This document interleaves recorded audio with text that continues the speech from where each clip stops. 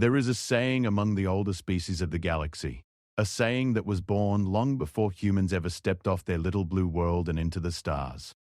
The saying goes like this: you can measure the danger of a creature not by the size of its claws or the thickness of its armor. You measure it by how quiet the room becomes when it walks in. For a long time, nobody in the galactic community thought that saying would ever apply to humans. Humans were soft. Humans were small. Humans had no venom in their teeth and no blades on their arms. They bled easily. They broke easily. Their bones were not reinforced with metals like the Cathari. Their skin was not layered with scales like the Vorcan. They did not have 4 arms or 6 eyes or the ability to see in total darkness. They were just humans.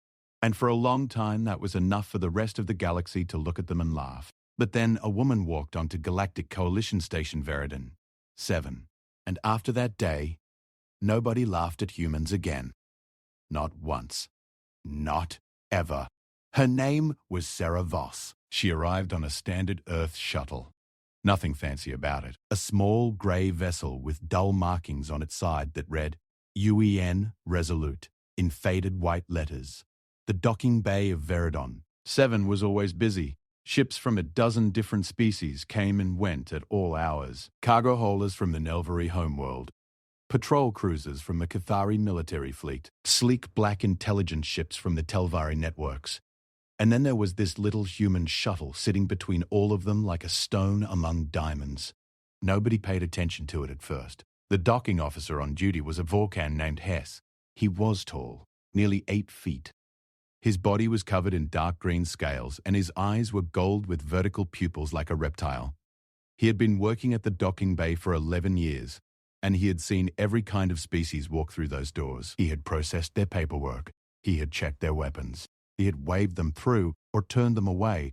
He was not impressed by much. When the shuttle door opened and a single human female stepped out, he barely looked up from his console.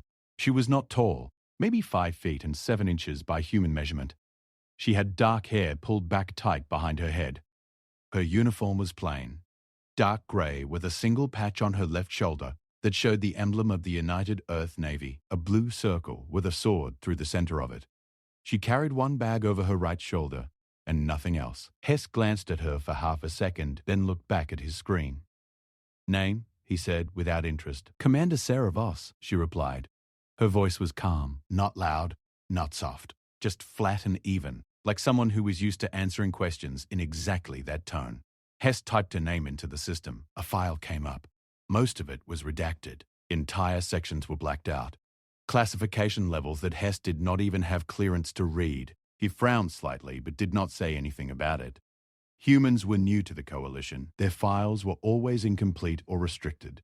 It was annoying, but not unusual. "Purpose of visit?" he asked. "Military liaison," she said. "Assigned by Earth Central Command to serve as the human representative on the station's Joint Defense Council." Hess looked at her again, this time a little longer. He studied her face. She had a scar on the left side of her jaw, a thin white line that ran from just below her ear down to her chin. Her eyes were dark brown, and they did not blink when he stared at her. Most species looked away when a Vorcan made direct eye contact. It was a natural instinct. The Vorcan were predators. Their gaze triggered a fear response in most beings, but this human just stood there and looked right back at him, not with aggression, not with challenge, just with absolute and total calm. Hess processed her paperwork and waved her through. "Section 9, he said. "Deck 14. Your quarters are assigned." She nodded once and walked past him into the station. Hess watched her go for a moment. Then he shook his head and went back to work. "Humans," he muttered under his breath. "They send one small female to sit on a defense council with Cathari warlords and Vulcan commanders. They are either very stupid or very desperate." He did not know at the time how wrong he was about both. Veridon 7 was not a pleasant place. It was a military coalition station. That meant it was built for function and not for comfort. The corridors were wide enough for the largest species to walk through, but the walls were bare metal and the lighting was harsh and white. Everything echoed: footsteps, voices, the constant hum of the station's power systems running beneath the floor plates. Section 9 was the worst part of the station. Everyone knew that. It was where they put the species that nobody cared about, the small delegations, the minor races, the ones who had no real power in the coalition and were only there because the charter required representation from all member worlds. Humans had been part of the coalition for less than 5 years. They had no influence, no leverage, no reputation. So they got Section 9. Sarah walked through the corridors without hurrying. She passed groups of aliens who were twice her size and did not flinch or step aside. She simply walked and they moved out of her way because the corridors were wide enough for everyone. But she noticed the looks. She always noticed. A pair of Nelvari traders watched her from the side of the hallway. They were thin beings with pale blue skin and long fingers. One of them leaned toward the other and whispered something. The other one laughed quietly. A Cathari soldier standing near a doorway looked at her and snorted. The Cathari were massive, built like tanks. Their bodies were covered in natural bone armor that grew from their skin like plates of stone. They were the most physically powerful species in the coalition, and they knew it. They looked at everyone else the way a mountain looks at pebbles.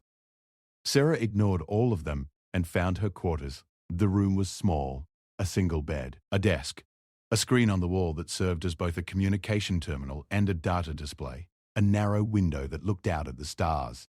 That was it. She put her bag on the bed and stood at the window for a long time.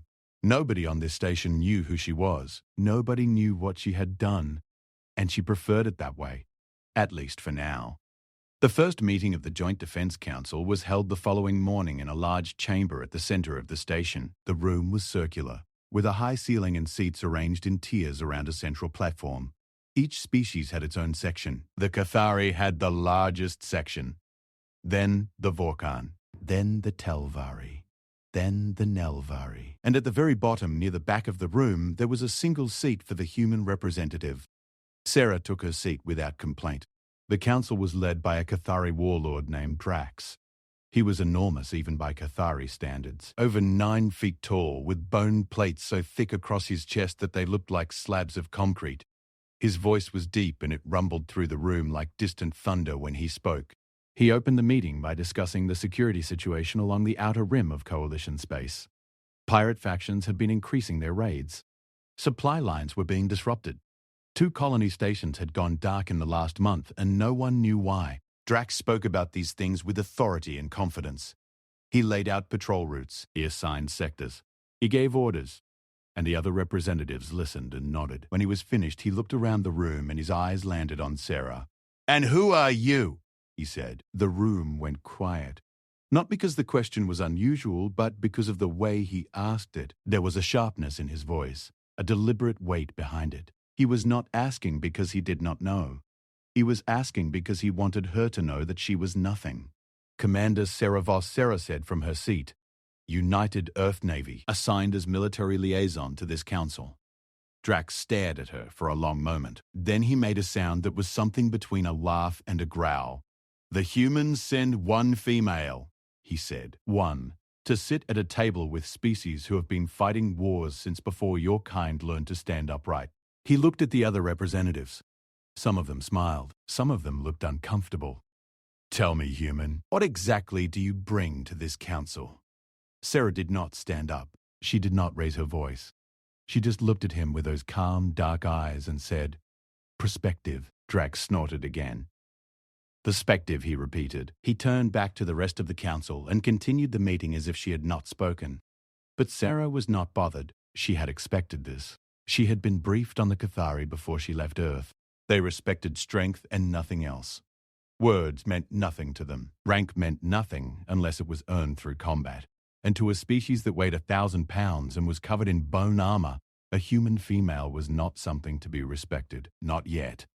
After the meeting ended, the representatives filed out of the chamber. Sarah was the last to leave.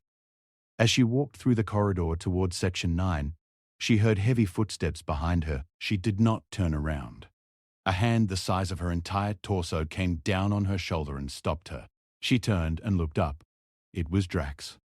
He was standing right behind her, with 2 other Cathari soldiers flanking him. All 3 of them were staring down at her like predators studying something small and slow. "I want you to understand something human," Drax said. His voice was low now.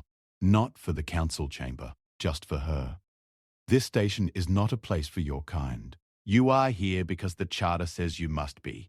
But do not think for one moment that you have any real voice here. You are a guest, and guests do not speak unless spoken to. Sarah looked up at him. The top of her head barely reached his chest. She could feel the weight of his hand on her shoulder, the pressure of those armored fingers pressing down on her. She did not step back. She did not flinch. She said, "Understood, Warlord," and then she gently lifted his hand off her shoulder and walked away. Drax watched her go. The two soldiers beside him exchanged a glance. "She is either brave or foolish," one of them said. Drax did not answer. He just watched her disappear around the corner of the hallway, and something flickered behind his eyes.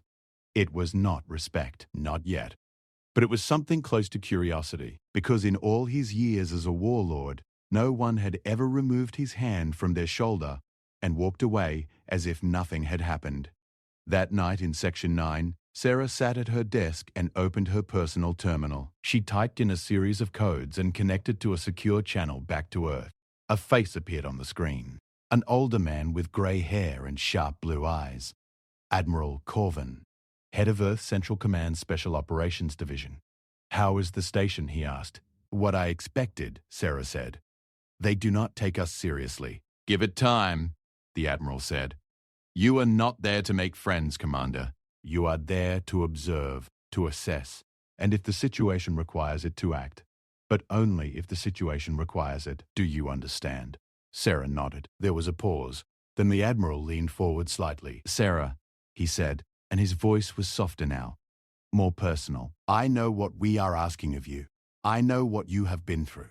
If at any point you feel that this assignment is too much, you can request a transfer. No questions asked." Sarah looked at the screen for a long moment. Then she said, "I am fine, Admiral. I will do what needs to be done." The Admiral studied her face. He had read her file, the full file, not the redacted version that the Coalition saw. He knew what was behind those blacked-out sections. He knew about the Ashfall campaign. He knew about the Siege of Meridian. He knew about the things that had happened on Blackvale. And he knew that the woman sitting in front of him on that screen was perhaps the most dangerous human being alive. "Be careful," he said.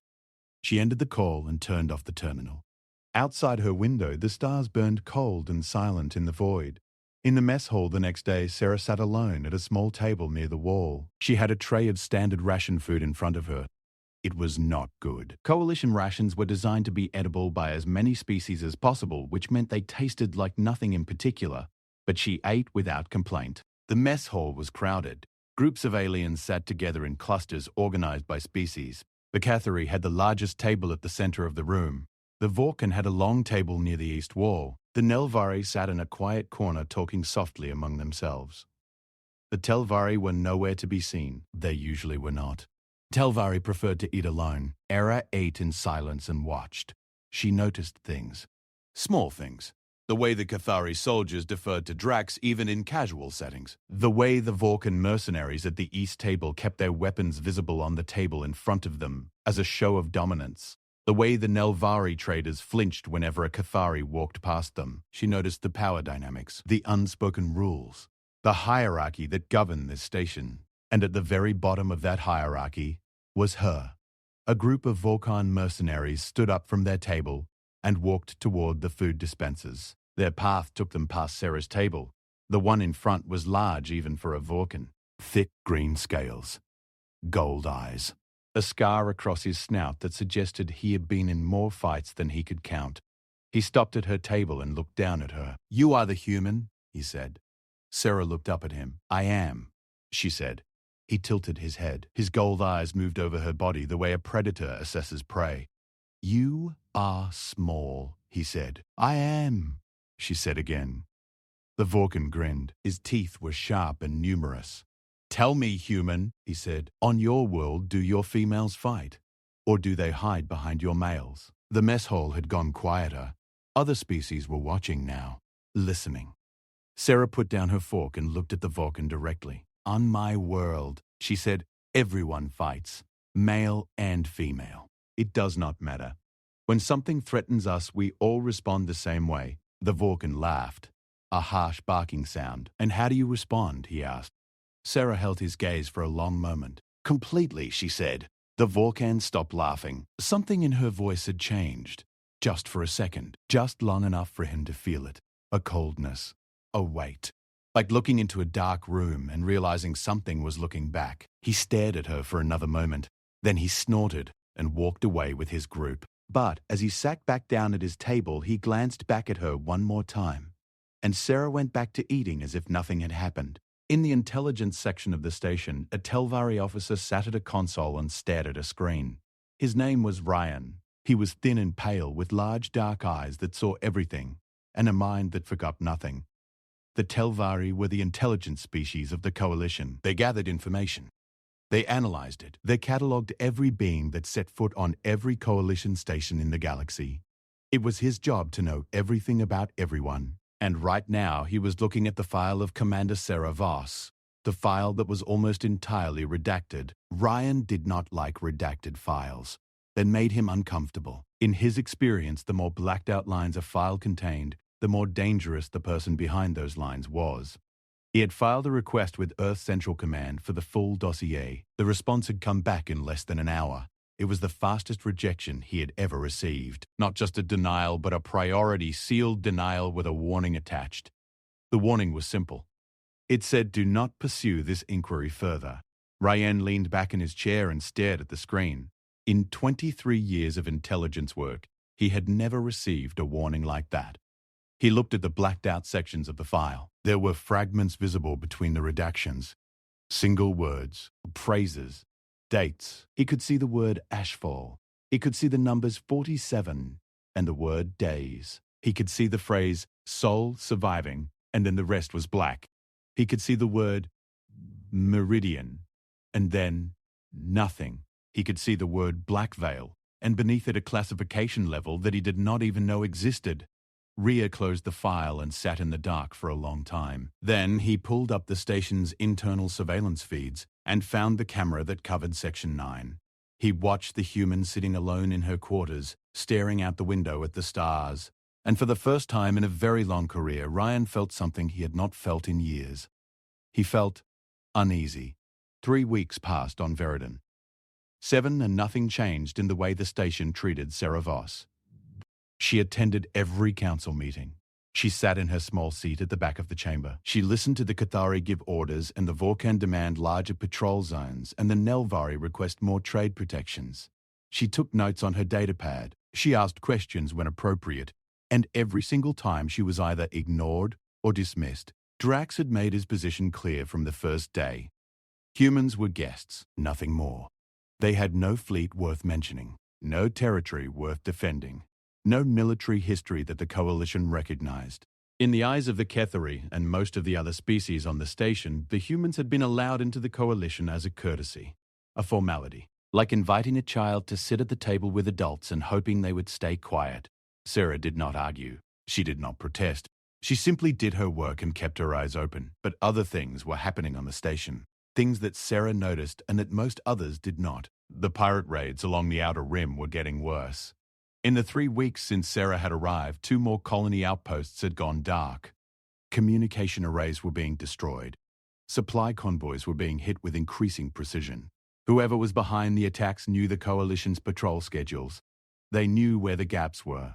They were exploiting them with surgical accuracy. Sarah raised this point at the 4th Council meeting. "The attack patterns are not random," she said when Drax opened the floor for status reports. She stood at her seat and all eyes in the chamber turned toward her, some with curiosity, most with irritation. "They are coordinated. Whoever is leading these raids has access to Coalition patrol data. The timing of the attacks aligns with shift rotations on the Outer Rim patrol routes. That means either someone is selling information or there is a direct breach in Coalition security systems." The room was quiet for a moment. Then Drax leaned forward in his chair, and his massive bone-armored frame creaked like stone grinding against stone. "You are suggesting," he said slowly, "that someone on this station is a traitor?" "I am suggesting," Sarah said, "that we should not rule it out." Drax stared at her. Then he looked at the other council members. A Vorkan commander named Gol shook his head slowly. A Nelvari diplomat named Ellis folded her thin blue fingers together and looked uncomfortable. Drax turned back to Sarah. "Humans have been in the Coalition for 5 years," he said. In that time, you have contributed nothing to our military operations. You have no ships on patrol. You have no soldiers in the field. And now you come to this council and accuse us of harboring a traitor." He paused. "Perhaps the traitor is you, human." A few of the Cathari soldiers around the chamber laughed. Low rumbling sounds like boulders rolling downhill. Sarah did not react. She waited until the laughter stopped and then she said, "I am not accusing anyone, Warlord. I am presenting data. The numbers do not lie. If you choose to ignore them, that is your decision. But when the next colony goes dark and the council has to explain why they did nothing, I want it on record that the warning was given." She sat back down. The chamber was very quiet. Drax stared at her for a long time. His gold-black eyes were hard and unreadable. Then he turned away and moved the meeting to the next item on the agenda, without addressing her point. But Sarah had seen something in his eyes before he turned away. Not anger, not dismissal, something else, a flicker, the smallest crack in his certainty. She had planted a seed. Now she would wait for it to grow. After the meeting, Sarah walked to the station's central observation lounge. It was one of the few places on Veridon, 7, that was designed for something other than function.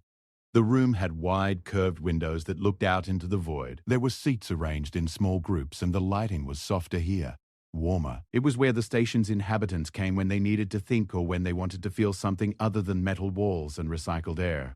Sarah stood at the window and looked out at the stars. She heard footsteps behind her. Light, careful, almost silent, the kind of footsteps that belonged to someone who was trained to move without being noticed. "You do not need to hide," Sarah said, without turning around. A pause. Then a thin figure appeared beside her at the window, Rian, the Telvari intelligence officer. He was taller than her, but only just. His body was narrow and his skin was a pale silver color that seemed to shift slightly in the light. His eyes were large and dark, pure black with no visible iris or pupil. They reflected the starlight like pools of oil. "I was not hiding," he said. "I was observing." Sarah glanced at him. "There is a difference." "A small one," Rian admitted. They stood in silence for a moment, both of them looking out at the stars. "I have been trying to read your file," Rian said eventually. "I know," Sarah said. Rian looked at her. "You know. I know that someone on this station accessed my file the day I arrived. I know that a formal request for the full dossier was submitted to Earth Central Command 12 hours later, and I know that the request was denied." She paused. "You were thorough. I respect that." Ryan studied her face. In his experience, most beings became nervous when they learned that an intelligence officer was looking into their background. Some became angry. Some became defensive. Some tried to explain themselves. This human did none of those things. She simply acknowledged it and moved on, as if it was expected, as if she had been through this before many times and it no longer held any weight. "Your file is almost entirely classified," he said. "I have access to coalition-level security clearances and I could not read a single full page. Most of it is redacted. Every mission, every deployment, every combat record. All of it blacked out." "Yes," Sarah said. "Why?" Ryan asked. "Because the things I have done," she said, "are not things that Earth wants the galaxy to know about. Not yet." Rian was quiet for a moment.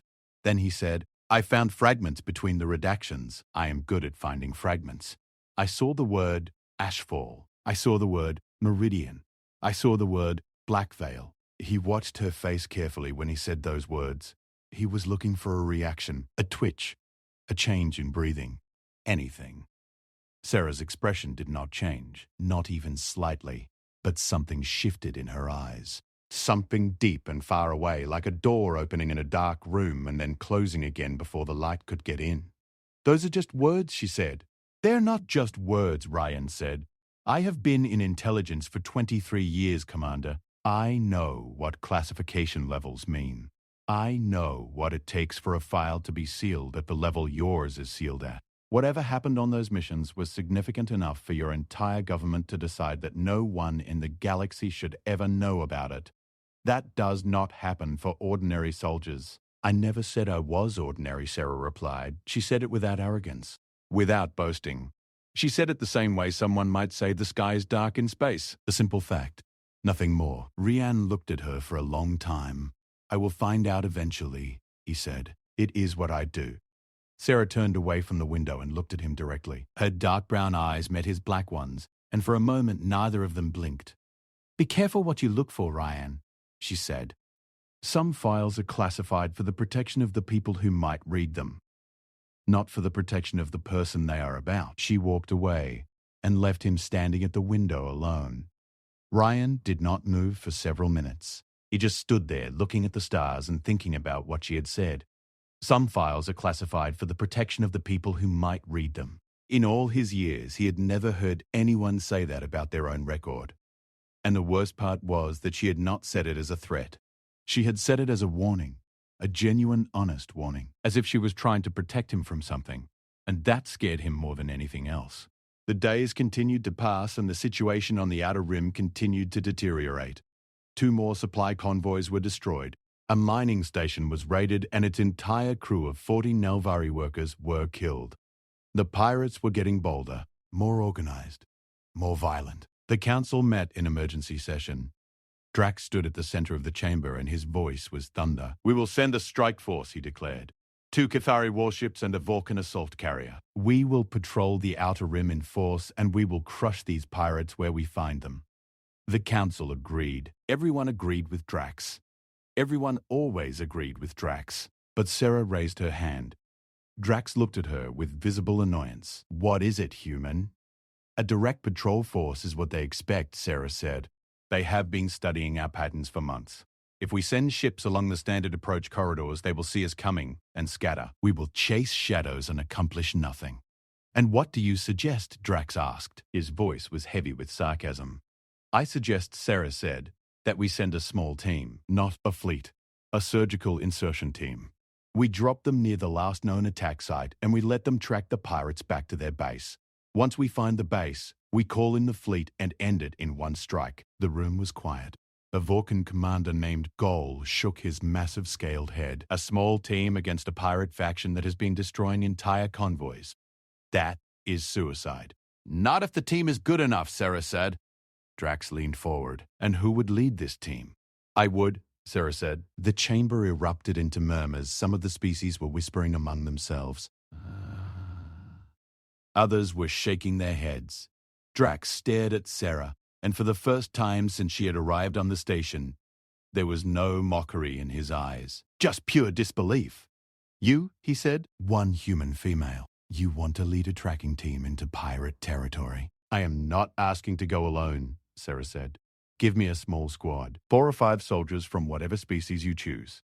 I will lead them to the pirate base." Drax was quiet for a long time. Then he said, "And what makes you think you are qualified to lead Combat Operations Commander Voss?" Sarah looked at him. "Because it is what I was built for," she said. The words hung in the air like smoke. Drax looked at the other council members. None of them spoke. He looked back at Sarah. "I will consider it," he said finally. He did not say yes, but he did not say no, and that was more than anyone in the room expected. After the meeting, Sarah returned to her quarters and found someone waiting outside her door.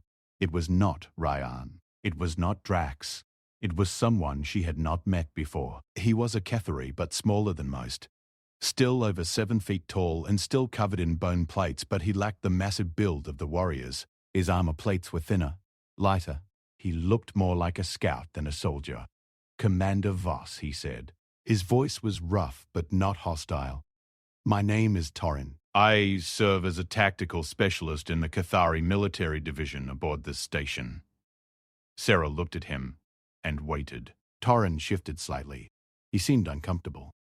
"I heard what you said in the council chamber," he said, "about the attack patterns, about the security breach. I have been running my own analysis for the past 2 weeks and I have come to the same conclusion." Sarah raised an eyebrow slightly. "You agree with me?" "The data supports it," Torrin said. "Someone is feeding the pirates information. The correlation between patrol rotations and attack timing is too precise to be coincidence.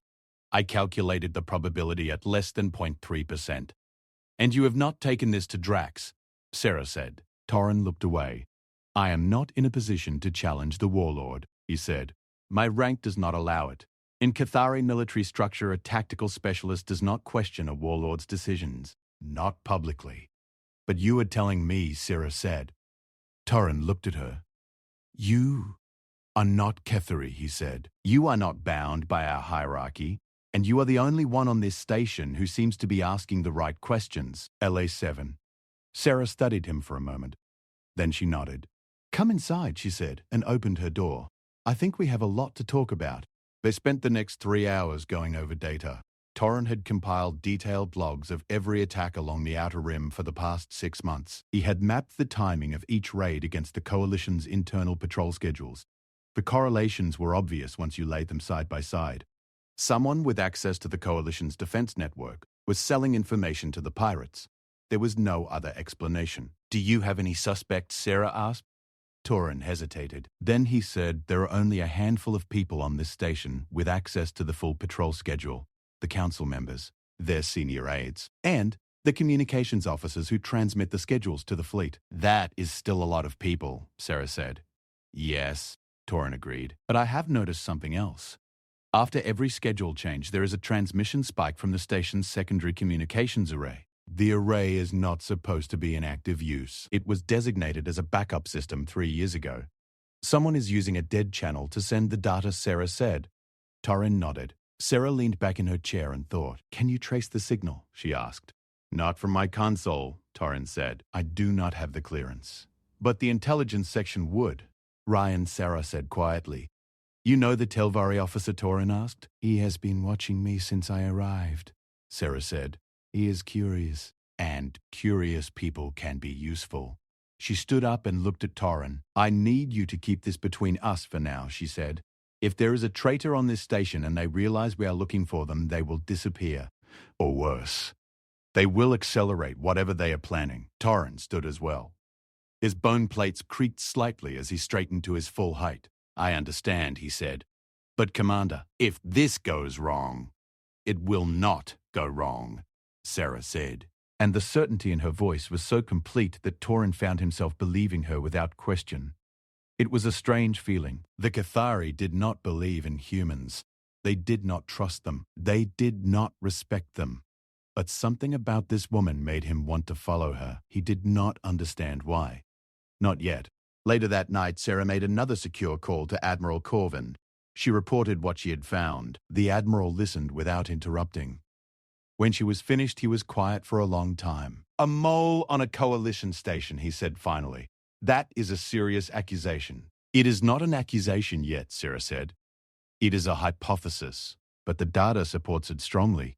I need more time and I need access to the intelligence systems." "Be careful," Corvin said. "If you start pulling threads, you do not know what will unravel. Coalition politics are fragile. If you accuse the wrong species of harboring a traitor, it could destabilize everything." "I know," Sarah said. The Admiral paused again. "Then," he said, "Sarah, I need to ask you something, and I need you to answer honestly." "Go ahead." "Are you sleeping?" There was silence. "Sarah," he said gently. She looked at the screen. The scars on her face seemed deeper in the blue light of the terminal. "I am fine," she said. "That is not what I asked," the Admiral said. "I sleep enough," Sarah said, and her voice was flat again. That same even tone that she used when she was done talking about something. The tone that shut doors. The Admiral knew better than to push. He had known Sarah for 9 years. He had recruited her out of the field after the Ashfall campaign. He had seen what she looked like when she came back. Not just the physical wounds. Those healed. It was the other kind. The kind that lived behind the eyes and never went away. He had given her a choice after Blackveil. Retire with full honors. Walk away. Never pick up a weapon again. She could have taken it. Anyone in their right mind would have taken it. She had refused. She said she was not done yet. And looking at her now sitting alone in a tiny room on an alien station surrounded by species that thought she was nothing, the Admiral wondered if she would ever be done. "Good night, Commander," he said. "Good night, Admiral," she replied. The screen went dark and Sarah sat alone in the silence. Outside the window, the stars burned on, and somewhere in the depths of the station, a secondary communications array hummed quietly in the dark, sending data, sending secrets, sending the coordinates of the next target to someone who was waiting in the black between the stars. The clock was ticking, and Sarah Voss could hear it. Drax approved the mission 2 days later, not because he believed in Sarah, not because he trusted her judgment, He approved it because 3 more outposts were hit in a single night, and the Council was running out of options. The standard patrols were failing. The fleet was stretched thin, and the warlord was starting to feel something he had not felt in a very long time. Doubt. He called Sarah to his personal command chamber. It was a large room on the upper decks of the station. The walls were decorated with HFY War trophies, weapons taken from defeated enemies, armor fragments, banners from conquered worlds. It smelled like metal and old stone. Drax sat behind a massive desk that was carved from a single piece of black rock. He did not stand when Sarah entered. He did not invite her to sit. "You will have your mission," he said. His voice was low and flat. "I am giving you a team. 5 soldiers, 2 HFY scouts, 2 Vorkan fighters, and 1 Telvari communication specialist." Sarah nodded. "Ryan," she said. Drax looked at her sharply. "How did you know?" "He is the best intelligence officer on this station," Sarah said. "If I am tracking a pirate base, I need someone who can intercept their communications and decode their signals in real time." Drax studied her for a long moment. Then he said, "The HFY scouts are named Torin and Marek. You have already met Torin, I believe." Sarah did not react to that. She simply nodded. "The Vorkan fighters are named Gold the Younger and Senna. They are combat veterans. They will follow orders, but they will not take kindly to being led by a human, especially a female one." "I will manage," Sarah said. Drax leaned forward. His bone plates creaked. "Let me be clear, Commander," he said. "I am sending you on this mission because I have no better option. If you succeed, you will have earned a measure of respect. If you fail and you die, I will not mourn you. And if you fail and you survive, I will have you removed from this station and sent back to your world in disgrace. Do you understand?" "Perfectly," Sarah said. Drax sat back. "You leave in 6 hours," he said. "Dismissed." Sarah turned and walked out. The team assembled in Docking Bay 7. It was a smaller bay on the station's lower levels. Quieter, less traffic. The kind of place where you launched missions that you did not want people to know about. Sarah arrived first. She had changed out of her standard uniform and into her combat gear. It was different from what the other species wore. No heavy armor plates. No layered scales. Just a fitted black suit made of a material that the aliens did not recognize. It was thin and flexible, and it moved with her body like a second skin. On her back she carried a compact weapon that looked unremarkable. A standard human pulse rifle. Small by galactic standards. Nothing impressive. She also carried a knife on her left thigh. It was old. The handle was worn smooth from years of use. There were marks on the blade that suggested it had been sharpened thousands of times. That knife had a history. Anyone who looked at it could tell. Torin arrived next. He was carrying his own equipment. A long-range scanner and a tactical data pad loaded with every map of the outer rim that the Coalition had. He nodded to Sarah and took his place near the shuttle without speaking. Marek came after him. He was larger than Torin. Thicker, his bone plates were heavier, and his eyes were harder. He looked at Sarah the way a hammer looks at a nail. "I do not follow humans," he said. "Today you do," Sarah replied. She did not raise her voice. She did not try to match his aggression. She spoke to him the way a calm river moves around a rock. Without effort, without struggle, just flowing. Marek opened his mouth to say something else, but Torin put a hand on his arm and shook his head. Marek closed his mouth and said nothing, but his eyes stayed hostile. The 2 Vorkan fighters arrived together. Gol the Younger was the son of Commander Gol, who sat on the Defense Council. He was young by Vorkan standards, maybe 30 cycles, but he was big and strong, and his scales had the deep green color that marked a bloodline of warriors. Senna was older, leaner. She had scars on her arms and neck that told stories without words. She moved with the easy confidence of someone who had survived things that would have killed most others. Gol looked at Sarah and grunted. Senna looked at her and said nothing. Ryan was the last to arrive. He carried almost no visible equipment, just a small case strapped to his chest that contained his intelligence tools. His dark eyes moved across each member of the team with the quick, efficient attention of someone cataloging everything. He looked at Sarah and gave a small nod. She returned it. The team boarded the shuttle. It was a HFY military transport. Fast and armored, but not flashy. The interior was bare. Metal benches along the walls, weapon racks. A small cockpit at the front. Sarah took the pilot's seat. Torrin sat beside her as navigator. The others sat in the back, Marek and Gol on one side, Senna and Ryan on the other. No one spoke. Sarah powered up the shuttle and ran through the pre-flight checks with the kind of speed and precision that comes from doing something 1,000 times before. Her hands moved across the controls without hesitation, every switch, every dial, every system check completed in seconds. Torrin watched her from the corner of his eye. He had flown with many pilots before. Most of them hesitated at some point during the startup sequence. A brief pause to remember a step, a moment of checking. This human did none of that. She flew through the procedures like breathing. The shuttle launched from Docking Bay 7 and turned toward the outer rim. Behind them, Veridon 7 grew smaller and then disappeared into the stars.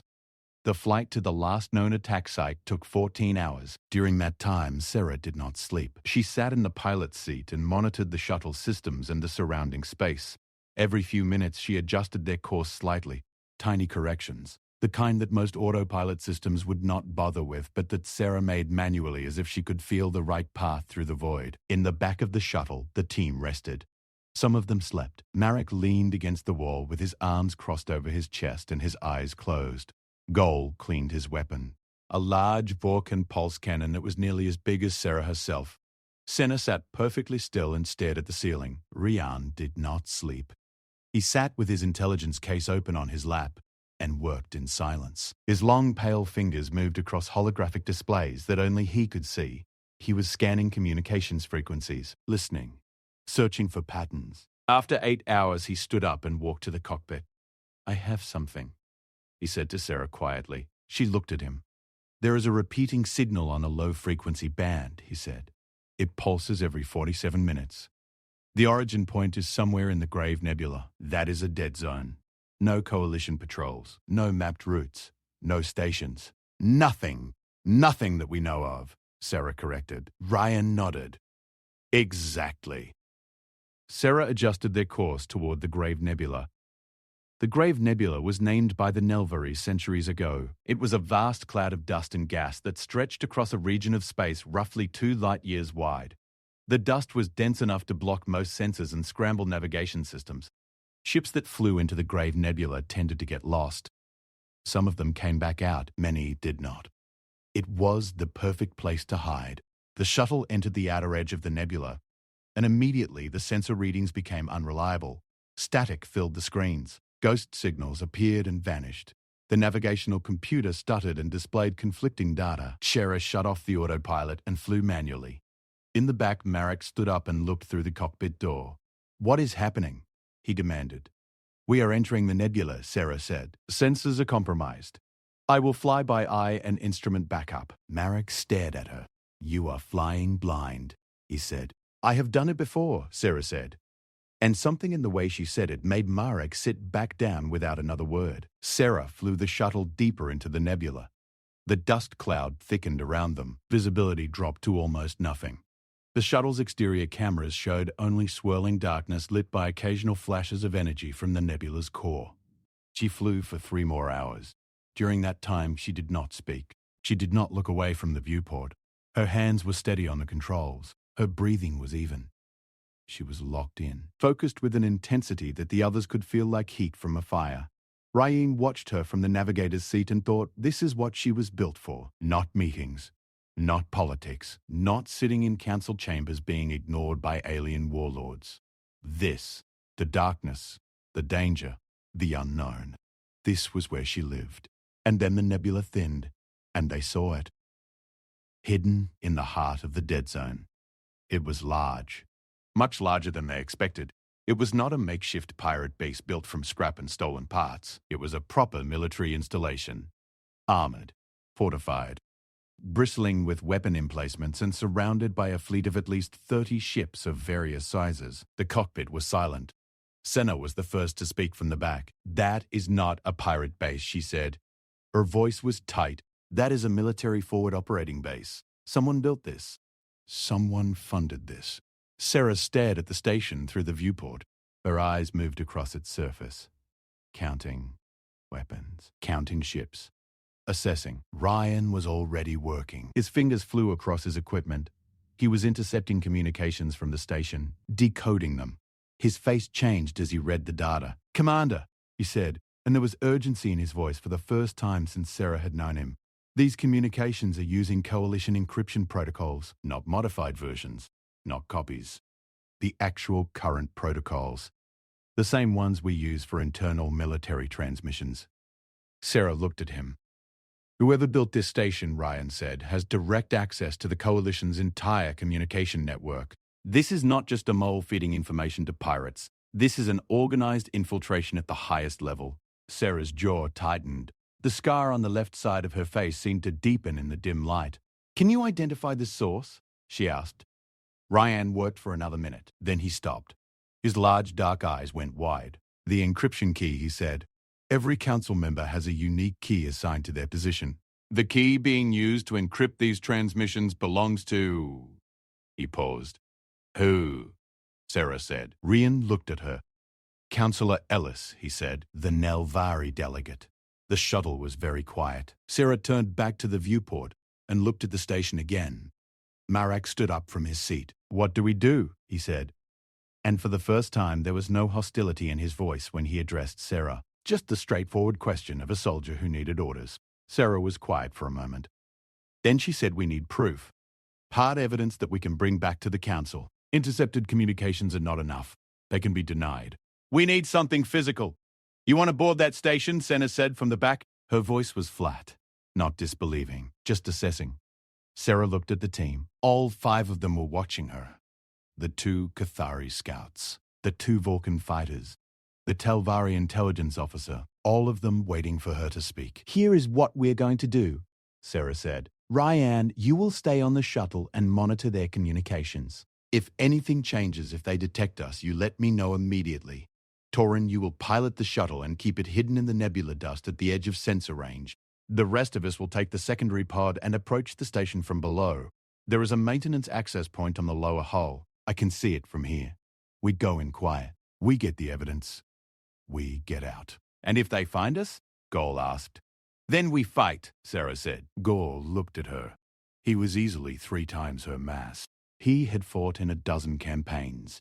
He had killed more enemies than he could count. And yet when this small human woman said the words, "Then we fight," he felt the hair on the back of his neck stand up. Because she did not say it like someone bracing for the worst. She said it like someone who had been waiting for exactly that. The secondary pod detached from the shuttle and dropped toward the station. Sarah piloted it. Marek sat beside her. Gaul and Senna crouched in the back with their weapons ready. The pod was small and had minimal power output.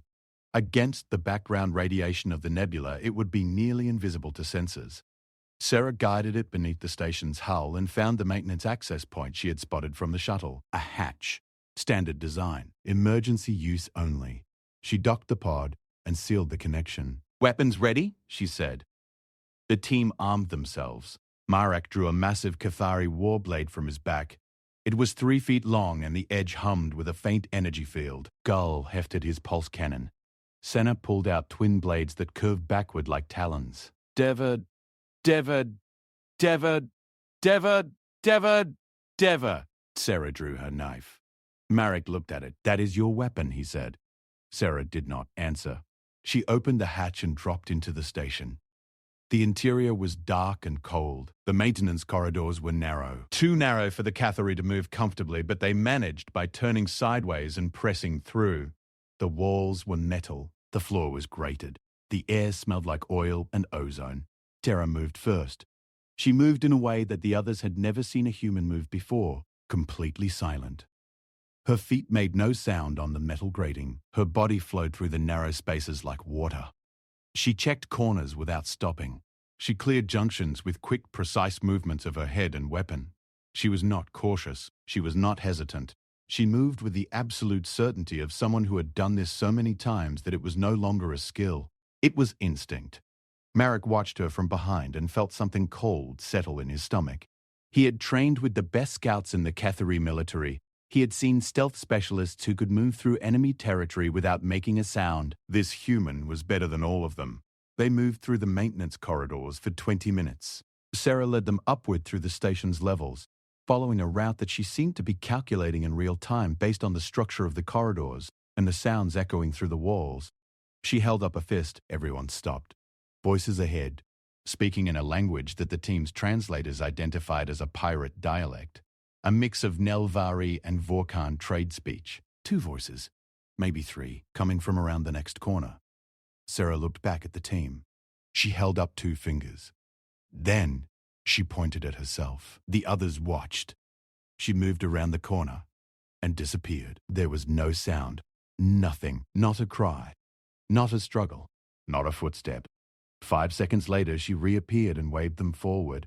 They rounded the corner and found 2 pirate guards on the floor, both unconscious, both disarmed, both taken down so quickly and so cleanly that neither of them had managed to make a single sound. Gol stared at the unconscious bodies. Then he looked at Sarah.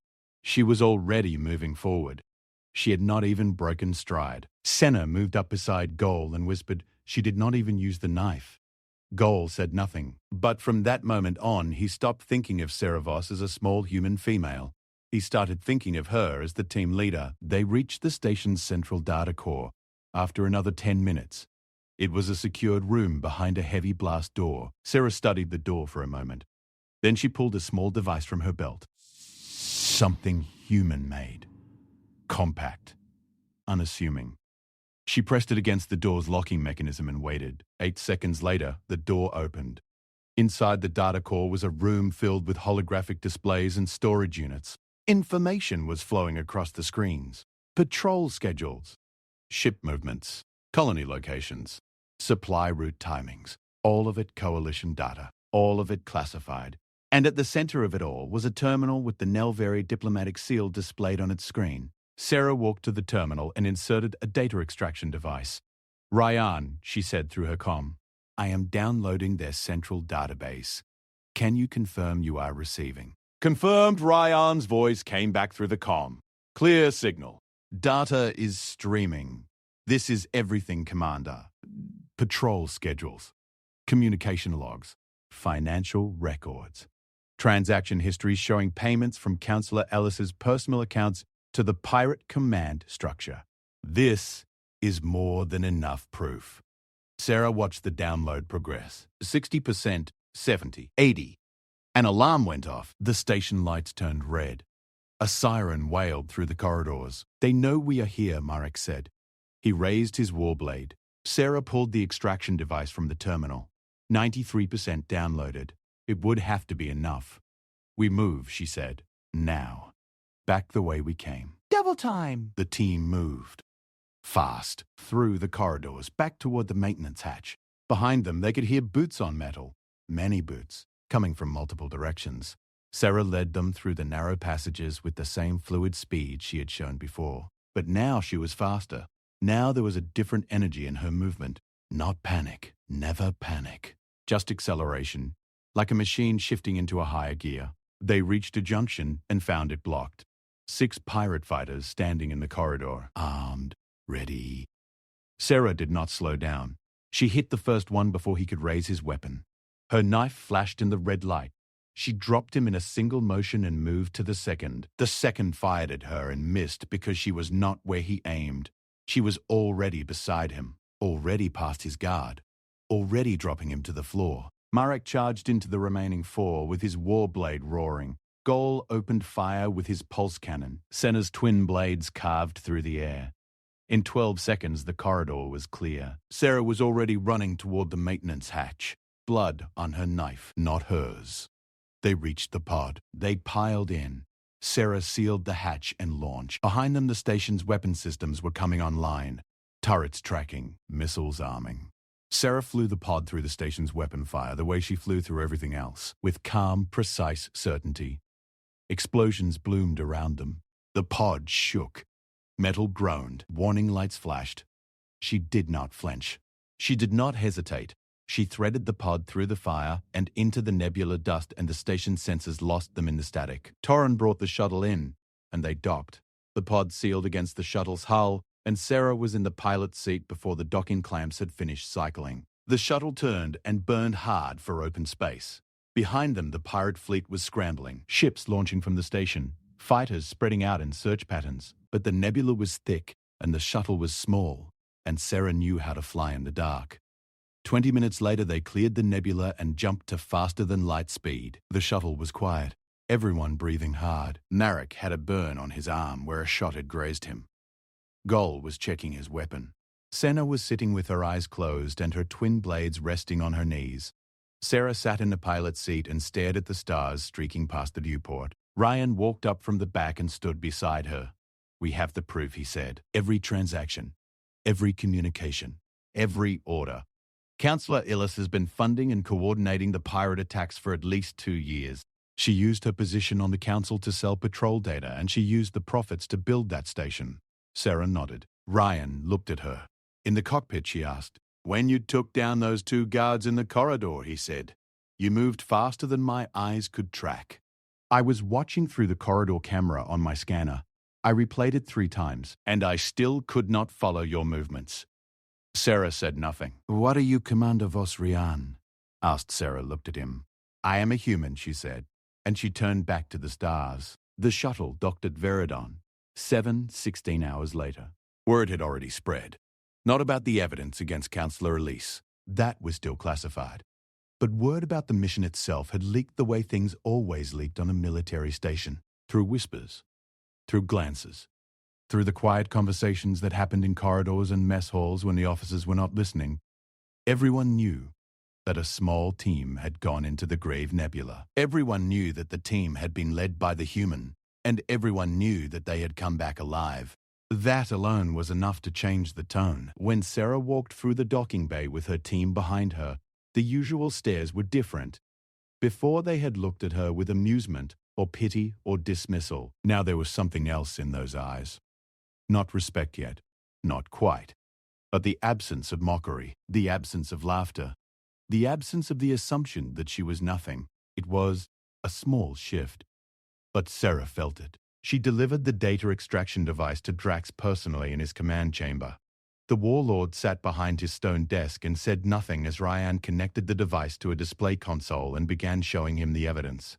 Financial records linking Councillor Ellis to a network of pirate commanders operating across the Outer Rim.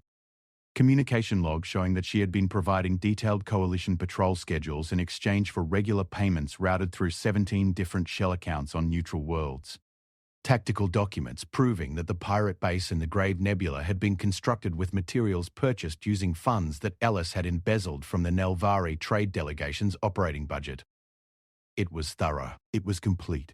It was undeniable. Drax sat motionless as the evidence played across the screen. His massive bone-armored body did not move. His face did not change, but his eyes burned. When Ryan finished the presentation, the room was silent. Drax spoke. His voice was quiet. Dangerously quiet. The kind of quiet that comes before an avalanche. "How long?" he said. "At least 2 years," Rian replied. "Possibly longer. The earliest financial records we recovered date back 26 months. But the account structures suggest that the relationship between Elis and the pirate network may have been established even before that." Drax stood. When a Cathari warlord stands, the room changes. The air itself seems to get heavier. He was over 9 feet tall, and his bone plates added another layer of mass that made him look less like a living creature and more like a walking fortification. He looked at Sarah. "You were right," he said. The words came out slowly, as if each one cost him something. Sarah stood before him, small, still, her dark eyes looking up at his without flinching. "I know," she said. Drax stared at her for a long moment. Then he did something that no one on the station had ever seen him do. He placed his right fist against the center of his chest. It was the Cathari salute, the gesture of recognition, given only to warriors who had earned it through action. The 2 Cathari guards standing at the door stared. Torrin, who was standing behind Sarah, drew in a sharp breath. "You have given the Coalition a great service, Commander Vos," Drax said. "I will not forget it." Sarah returned the salute in a human fashion. A sharp nod of her head. "What happens now?" she asked. Drax's eyes hardened. "Now we arrest Councillor Ellis, and then we destroy that station." Councillor Elis was arrested 4 hours later in her quarters on the diplomatic level of the station. The arrest was carried out by a squad of Cathari military police accompanied by 2 Telvari intelligence operatives. Ellis did not resist. She stood in the center of her room as the soldiers entered, and she looked at them with the calm, steady gaze of someone who had known this day would come eventually. She was taken to the station's detention level and placed under maximum security containment. The council was called into emergency session. Drax presented the evidence to the full assembly. The chamber was stunned. The Nelvari delegation sat in visible shock. The Vorkan commanders growled and shifted in their seats. Even the Telvari representatives, who were known for their emotional control, showed subtle signs of disturbance. When the presentation ended, Drax turned to the assembly and said, "This evidence was gathered by Commander Sarah Voss of the United Earth Navy. She identified the security breach. She proposed the mission. She led the insertion team into the Grave Nebula and into the heart of a fortified enemy installation. And she brought back the proof that exposed this betrayal." Every eye in the chamber turned to Sarah. She sat in her small seat at the back of the room, the same seat she had been sitting in since her first day. She did not stand. She did not speak. She just looked back at them with those calm, dark eyes. "The galaxy has underestimated humans," Drax said. "I have underestimated humans. That changes today." The session continued for another 3 hours as the council debated what to do about the pirate base and how to restructure their security protocols. For the first time, Sarah was asked her opinion directly, multiple times, by multiple species, and when she spoke, people listened. But the real change did not happen in the council chamber. It happened later, in the corridors and the mess hall and the common areas of the station where the ordinary soldiers and officers lived and worked and talked, because by that evening, everyone on Veridan 7 knew what had happened, and everyone was asking the same question. Who is Sarah Voss? Ryan had been waiting for this moment. Not eagerly. Not with excitement. With the patient, careful attention of an intelligence officer who understood that the right moment matters as much as the right information. He had spent the past 3 weeks building a case, not against Sarah, for her. He had collected every fragment he could find between the redacted lines of her file. He had cross-referenced dates and locations with known military events in human history. He had run probability analyses and pattern-matching algorithms against declassified human military records. And he had found enough. Not the full picture. The full picture was still locked behind classification levels that he could not breach. But he had found the edges. The outlines, the shape of the truth, even if the details were still hidden. He compiled what he had found and he brought it to Torin. They met in Torin's quarters on the military deck. Ryan placed his datapad on the table and opened a file. "I cannot show you her classified record," Ryan said, "but I can show you what is publicly known about the events she was involved in. And from that we can understand what she is." Torin leaned forward. "Show me!" Ryan opened the first document. "The Ashfall campaign," he said. "It took place 7 Earth years ago on a human colony world called Ashfall. The colony was attacked by a hostile alien species that the humans called the Rekvari, a race of insectoid predators that operate in massive swarms. They are not part of the coalition. They are not part of anything. They exist only to consume." Torin nodded. He had heard of the Rekvari. Every military species in the galaxy had. They were considered one of the most dangerous biological threats in known space. The colony on Ashfall had a garrison of 10,000 human soldiers, Ryan continued. The Rekvari attack came without warning. A swarm of approximately 200,000 individuals. The battle lasted for 53 days. Torin's bone plates tightened. 53 days against a Rekvari swarm. That was not a battle. That was a siege of extinction. At the end of those 53 days, Ryan said 12 humans survived. 12, Torin repeated. Out of 10,000. 12, Ryan confirmed. And Sarah Voss was one of them. But that is not the part that matters. According to the fragments I found in her files, she did not simply survive. During the final phase of the siege, when the garrison had been reduced to less than 300 personnel, she held a defensive position alone for 47 days. Alone. Against continuous Rekvari assault. For 47 days. Torin said nothing. He could not speak. The concept was beyond his comprehension. The Cathari were the most physically durable species in the coalition. Their warriors were legendary. And he could not imagine any Cathari holding a position alone against a Rekvari swarm for more than a few hours, let alone 47 days. How Torin whispered. "I do not know," Rian said. "That part of the record is sealed, but she survived. And when the human rescue fleet finally reached Ashfall, they found her still at her position, still fighting. Ryan opened the second document. The Siege of Meridian, he said. This happened 4 years ago. A human space station called Meridian was captured by a rogue human faction. Extremists who wanted to use the station's weapon systems to attack a civilian population center. The station was heavily fortified, and the faction had over 500 armed fighters. What happened? Torrin asked. His voice was hoarse. Sarah Voss was sent in alone, Ryan said. One person. Against 500. The mission lasted 11 hours.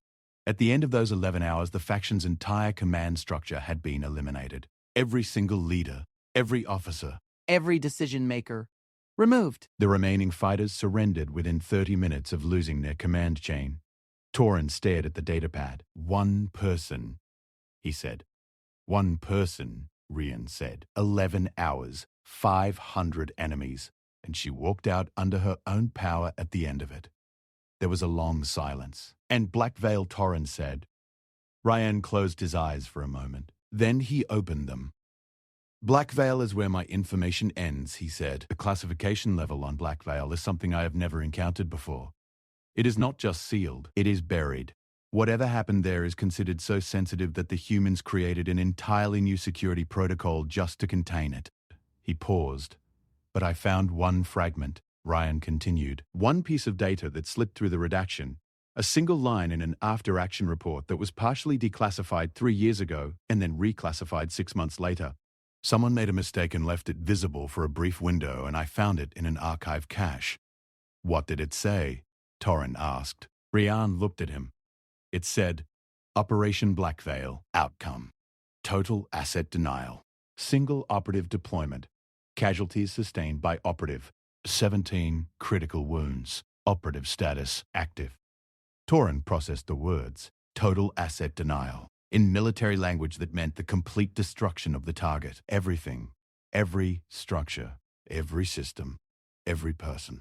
Single operative deployment. 17 critical wounds. And she survived, Torrin said. She survived, Ryan said. 17 wounds that should have killed any being in the galaxy. And she is still active. Ha! Ah! Ah! Ah!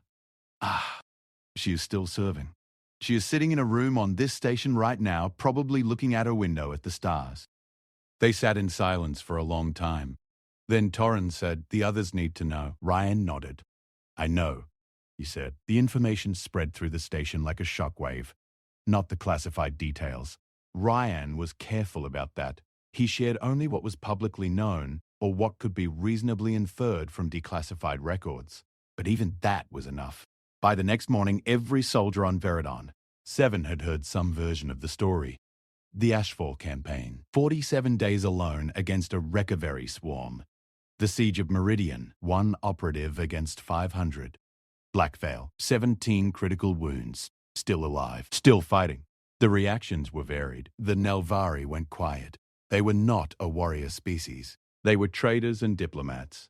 The concept of what Sarah had endured was so far beyond their understanding that they simply had no framework to process it. They looked at her the way one might look at a natural disaster, not with hatred, not with admiration, with awe and a deep primal fear. The Vorkan reacted differently. They were warriors. They understood combat. They understood what it meant to face overwhelming odds and survive. And they understood that what Sarah had done was not just impressive, it was impossible. By any standard of any species in the galaxy, the things in her record should not have happened. No being should be able to hold a position alone for 47 days. No being should be able to eliminate 500 enemies in 11 hours. No being should be able to survive 17 critical wounds and continue serving. But she had. Gol the Younger, who had fought beside her on the mission, sat in the Vulcan section of the mess hall and told the others what he had seen. She moved through that station like smoke, he said. I have fought beside Vorkan war champions. I have seen the best fighters in the galaxy. And I am telling you now that this human is faster and more lethal than any of them. She took down 2 armed guards in less than 3 seconds without making a sound. She did not even use her weapon. She used her hands. The Vorkan at the table listened. None of them laughed. None of them made jokes about humans. Senna added her own account. She flew us through a nebula with no sensors, she said. She piloted a pod through anti-aircraft fire without flinching.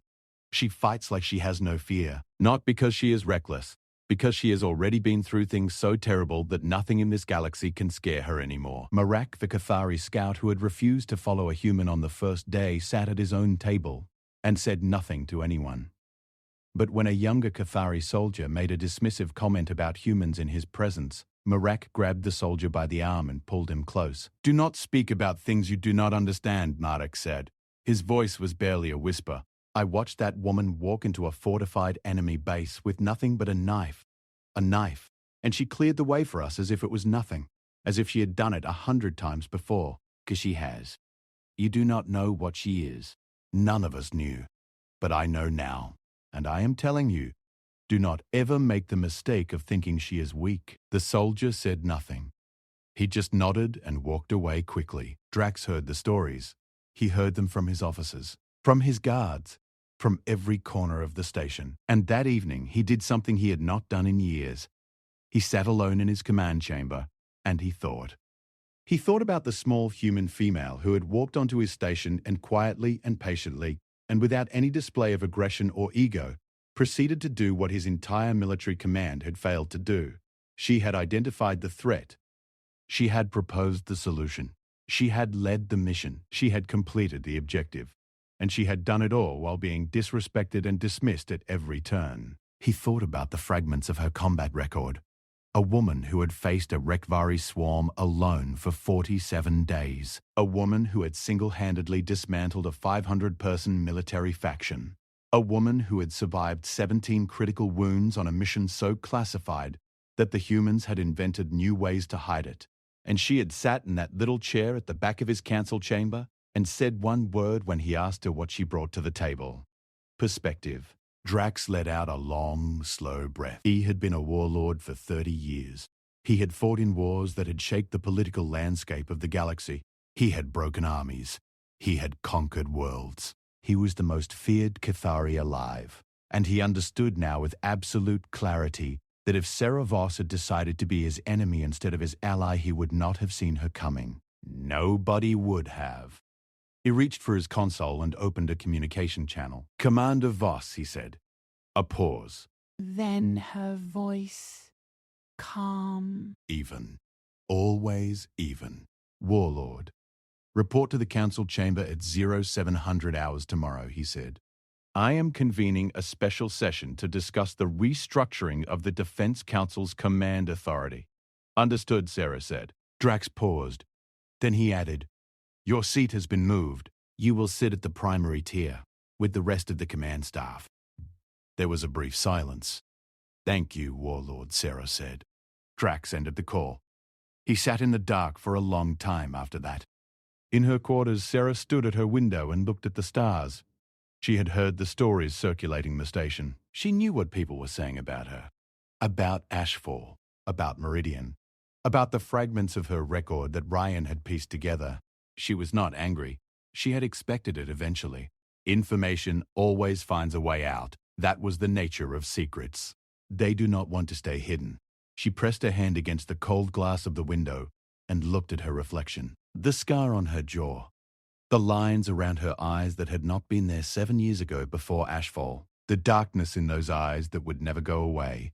She thought about the things they did not know. The things that were still hidden behind those blacked-out lines.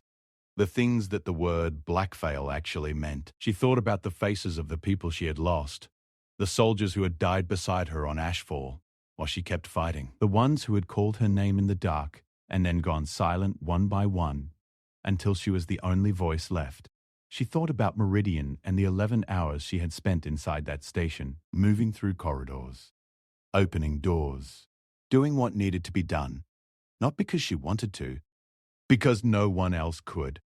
She thought about Black Veil and the 17 wounds and the moment when she had looked down at her own body and seen things that should not be visible from the outside, and she had kept moving anyway, because stopping meant dying, and dying meant failing.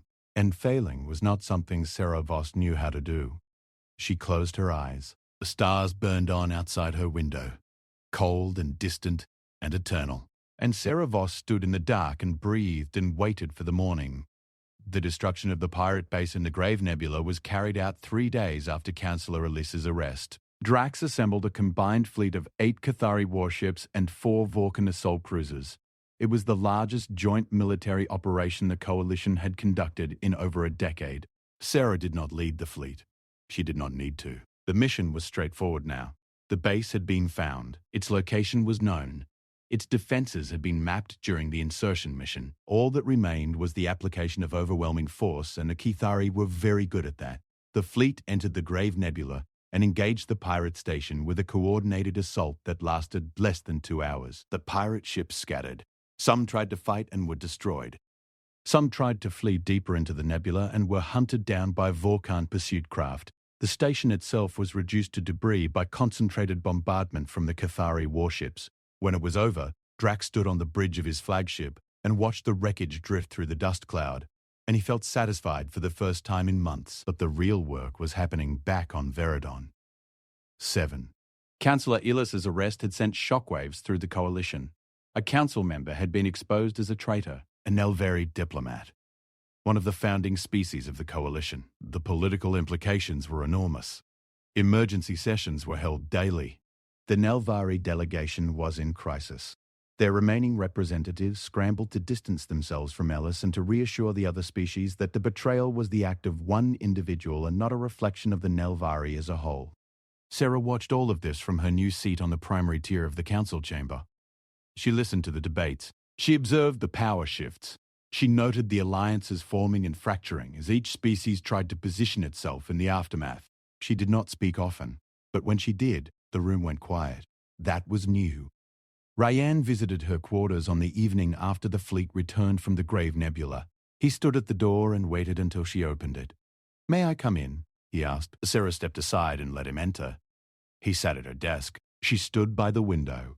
The stars filled the space behind her like a field of cold fire. "I owe you an apology," Ryan said.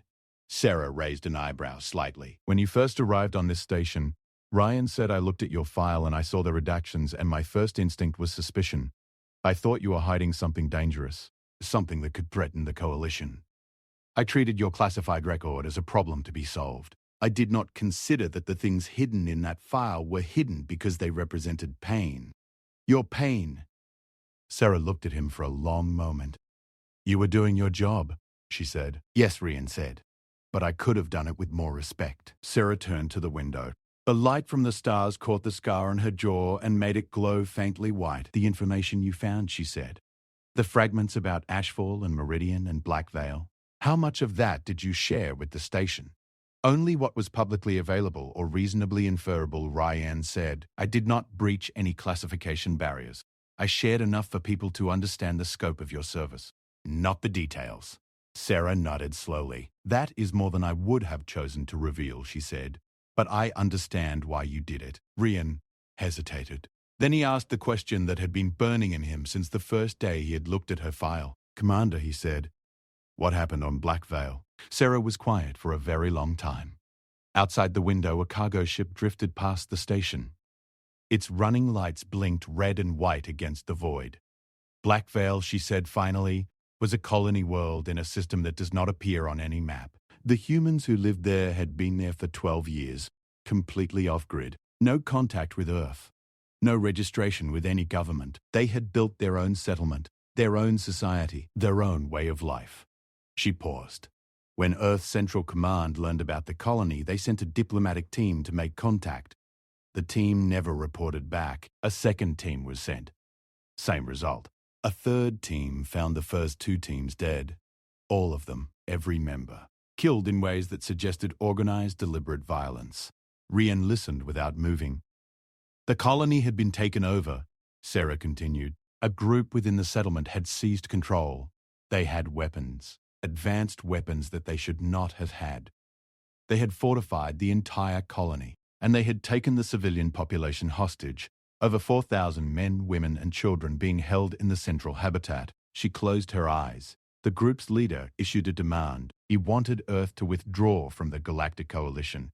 He wanted humanity to isolate itself from all alien contact. He said that the Coalition was corrupting human culture, destroying human identity. He gave Earth 72 hours to comply, or he would begin executing hostages, 100 per hour. Ryan felt cold, deep cold, the kind that settles in the bones. Earth could not comply with the demand, Sarah said, and they could not send a military strike force because the hostages were being held in the same structure as the enemy fighters. Any large-scale assault would result in massive civilian casualties. The group knew this. They were counting on it. So they sent you, Ryan said quietly. Sarah opened her eyes. They sent me, she said. Ryan waited. I went in alone, Sarah said. Through the ventilation systems of the habitat. It took me 4 hours to reach the interior. The habitat was large.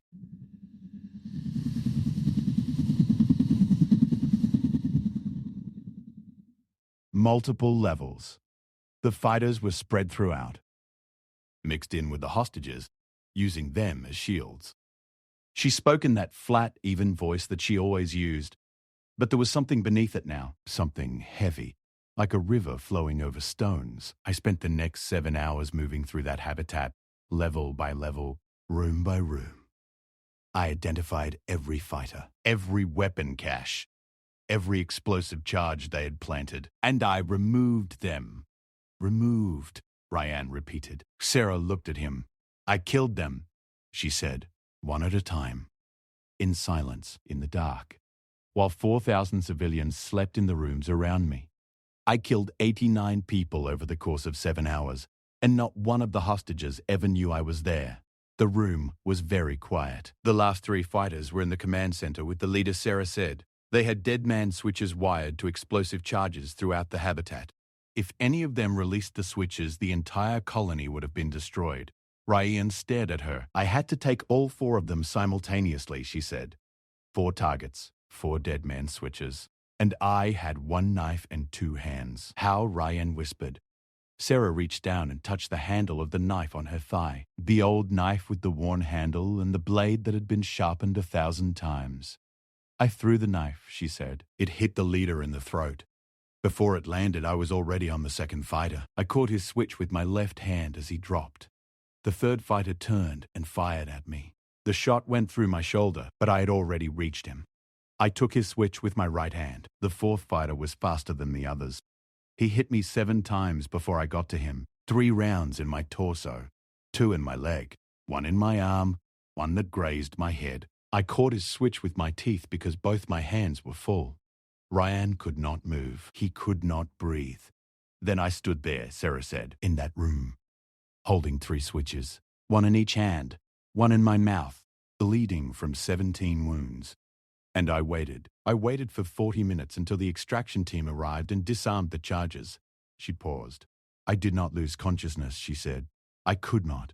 If I'd passed out, my hands would have opened, the switches would have released, and 4,000 people would have died. So I stood there, and I held on.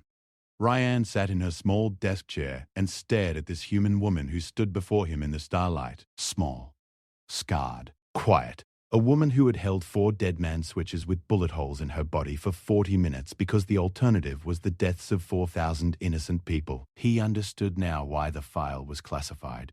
Not because it was shameful, not because it was wrong, but because it was the kind of story that changed how you saw the universe. It was the kind of story that made you realize that everything you thought you knew about the limits of courage and will and endurance was wrong. It was the kind of story that made you afraid, not of the woman who had lived it, but of the species that had produced her. Thank you for telling me, Ryan said. His voice was barely audible. Sarah looked at him. I told you, she said, because you earned it. You put yourself on the mission. You sat in that shuttle and did your job without hesitation. You are a good officer, Ryan, and you deserve to know. Ryan stood. He straightened his uniform. He looked at her one more time. I will not share this, he said. He left her quarters and walked through the corridors of the station back to his own room. He passed groups of aliens talking and laughing and going about their routines. He looked at all of them and thought, you have no idea. None of you have any idea what is living on this station with you. And for the first time in his career, Ryan understood that there were some files that should stay classified. Not because the truth was dangerous, but because some truths are too large for the room they are in. The weeks that followed brought a new rhythm to Viradon. 7. The pirate threat was neutralized. The security breach was closed. The Coalition's patrol routes were restructured using a new encryption system that Rian and Sarah designed together. The Outer Rim fell quiet, and Sarah Voss became a permanent fixture on the station. She was no longer the invisible human sitting in the back of the council chamber. She sat at the primary tier beside Drax and Goal and the other senior military leaders. Her voice carried weight. Her opinions were sought. Her analysis was trusted. But more than that, the way people treated her changed in ways that went beyond politics and rank. In the mess hall, soldiers from every species gave her space, not out of hostility, out of reverence. When she sat down at a table nearby, conversations grew quieter, not because people were afraid to speak around her, because they felt the gravity of her presence, and it made them conscious of their own words. Marek the Cathari scout, who had once refused to follow her, now ate at the same table every day. He did not say much. He did not need to. He simply showed up and sat beside her, and that was his way of saying, "I was wrong about you." Goal the Younger returned to his father, Commander Goal, and told him everything he had seen on the mission. The elder Goal listened in silence. When his son was finished, the old Vorkan commander sat for a long time without speaking. Then he said, "I have fought for 40 years. I have led armies. I have seen the best warriors the galaxy has produced. And you are telling me that this human woman is more dangerous than all of them?" "I am not telling you she is more dangerous," Goal the Younger said. "I am telling you that she is something else entirely. She does not fight the way warriors fight. She fights the way forces of nature fight, without doubt, without hesitation, without mercy, and without any visible limit." The elder Goal leaned back in his chair and stared at the ceiling. "The humans," he said quietly. "We laughed at them. We put them in Section 9 and gave them one seat at the back of the chamber. And all this time they had weapons like her." Goal the Younger shook his head. "She is not a weapon," he said. "She is a person. That is what makes it terrifying. She is not a machine or a creature bred for war.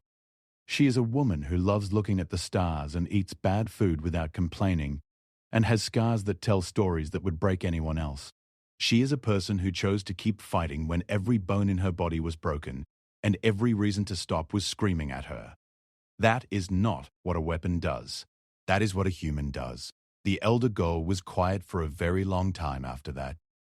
3 months after Sarah's arrival, a new delegation arrived at Viradon. 7. A species called the Dravani. They were tall and angular, with sharp features and cold, calculating eyes. They were new to the Coalition. Ambitious, aggressive. They had a reputation for pushing boundaries and testing the resolve of other species. Their delegation leader was a military commander named Vex. He was imposing in the way that all Dravani were imposing. Sharp angles, cold voice, an aura of barely contained violence. Vex walked onto the station and immediately began asserting dominance. He challenged patrol assignments. He questioned the authority of the Defense Council. He made pointed remarks about the weakness of certain species. He looked at the humans and saw what every other species had seen when they first encountered them. Small, soft, fragile. On his second day on the station, Vex passed Sarah in a corridor. He stopped and looked down at her. "You are the human," he said. Sarah looked up at him. "I have been reading about your species," Vex said. "Interesting creatures. Resilient in your own limited way. But nothing compared to the real powers of this galaxy." He smiled. It was the kind of smile that was meant to be a weapon. "I wonder," Vex said, "what would happen if you were ever faced with a real threat. Not pirates, not rogue factions, a real military power." He leaned closer. "I think you would break," he said. Sarah looked at him. Her expression did not change. Her breathing did not quicken. Her heart did not beat faster. She had stood in rooms with things far more dangerous than this alien, with his sharp smile and his cold eyes. She had held dead man switches in bullet-riddled hands while blood pooled around her feet. She had fought alone for 47 days against an enemy that never stopped coming. She had walked through a habitat of 4,000 sleeping civilians and killed 89 fighters in the dark without waking a single child. This creature in front of her was nothing. She said, "That is an interesting theory, Commander Vex." And then she walked past him and continued down the corridor. Vex watched her go with a frown. He turned to one of his aides. "Find me everything you can on that human," he said. The aide was efficient. Within an hour, he had compiled everything that was available. The fragments from her record, the stories from the station, the accounts of the Grave Nebula mission, the whispered numbers. 47 days, 500 enemies, 89 kills in 7 hours, 17 wounds. He brought the information to Vex. Vex read through it. Slowly, carefully, his sharp eyes moving across each line. He did not get halfway through before his expression changed. He read about Ashfall, and the smile disappeared. He read about Meridian and his jaw tightened. He reached the fragment about Black Veil and the single line that Ryan had found, about total asset denial and single operative deployment and 17 critical wounds and operative status active, and Vex stopped reading. He put the datapad down on his desk. He sat very still for a long time. Then he picked up the datapad again and read through the accounts from the soldiers who had served with her on the insertion mission. Marek's account, Goal's account, Senna's account, the way she moved, the way she fought, the way she had cleared a corridor of armed guards in 3 seconds with her bare hands. Vex set the datapad down again. He did not make any more comments about humans after that. Not to Sarah, not to anyone. When he saw her in the corridors, he gave her a wide berth and a respectful nod. In council sessions, he addressed her as Commander Voss, and he listened when she spoke. His aides noticed the change. One of them asked about it privately. "You read her record, Commander. What did you find? What changed your mind?" Vex looked at his aide with those cold, Dravani eyes, and for the first time since arriving on the station, there was something other than calculation in them. There was the unmistakable shadow of fear. "I found," he said, "that there are some beings in this galaxy that you do not challenge, not because you cannot defeat them, but because the cost of trying would be higher than any victory is worth." He paused. "That woman is one of them." The aide looked at him. "And the humans?" she asked. "As a species." Vex was quiet for a moment. Then he said, "I used to think the Cathari were the most dangerous species in the Coalition. I was wrong. The Cathari are strong, the Vulcan are fierce, the Telvari are cunning, but the humans..." He stopped. "The humans are something else. They do not stop. They do not quit. They take damage that should kill them, and they keep going, not because they are built for it, because they choose to. Every time. Every fight, they choose to keep standing." He looked out the window at the stars. "That," he said, "is more terrifying than any weapon or armor or army in the galaxy." On the observation deck that evening, Sarah Voss stood at the window and watched a convoy of ships arrive at the station. New supplies, new personnel, new faces that would walk these corridors and learn the unwritten rules of Veridon. 7. One of those rules now was very simple. Do not touch the human. Not because she would hurt you, not because she would threaten you, not because she demanded respect or threw her weight around or made enemies of anyone who crossed her, but because one look at her combat history was enough to make anyone with the ability to read and the intelligence to understand what they were reading realize that Sarah Voss was not just a soldier. She was a testament to what human beings were capable of when everything was taken from them and they still refused to fall. She was a survivor, a fighter, a woman who had been broken and burned and shot and shattered, and who stood at the window looking at the stars with those calm, dark eyes as if none of it had touched her. But it had touched her. Every wound, every loss, every name of every person she had failed to save. It was all in there behind those eyes. She carried it. Every day, every moment. She carried the weight of the things she had done and the things that had been done to her. And she did not buckle under it, because she was human. And humans do not break. Drax passed the observation deck and saw her standing at the window. He stopped. He watched her for a moment. Then he walked on. He did not disturb her. He had learned something in the months since Sarah Voss had arrived on his station. Something that changed the way he saw, not just this woman, but the entire species she represented. He had learned that the galaxy was full of powerful creatures. Strong creatures. Deadly creatures, creatures with armor and claws and venom and size, but none of them were as dangerous as a quiet human standing at a window looking at the stars, because you could never be sure what that human had survived, and you could never be sure what they would do next. Somewhere in the corridors, a new arrival asked a passing soldier about the human on the station. The soldier, a Vulcan veteran with scars on his arms and wisdom in his eyes, stopped and looked at the newcomer. "You mean Commander Voss," the soldier said. Yes, I heard the humans are weak. Should I be concerned about working with one? The Vorkan soldier looked at the newcomer for a long moment. Then he said, "Go to the intelligence section. Ask for her combat history. Read it, all of it. Everything they will show you." The newcomer frowned. "Why?" "'Cause the soldier said once you read it, you will never ask a question like that again." The newcomer walked away looking confused, and on the observation deck, Sarah Voss stood at the window and watched the stars. She did not know that she had become a legend on this station. She did not care. She had not come here for glory or recognition or fear. She had come here because Earth needed someone on Veridan, 7 who could do the impossible. And Sarah Voss had been doing the impossible her entire life. She pressed her hand against the cold glass and felt the void on the other side. Infinite. Empty. Beautiful. She thought about tomorrow. Another council meeting. Another set of problems to solve. Another day of being the smallest person in the room and the most dangerous one in it. She smiled, just barely. A small, quiet curve of her lips that nobody saw, and the stars burned on.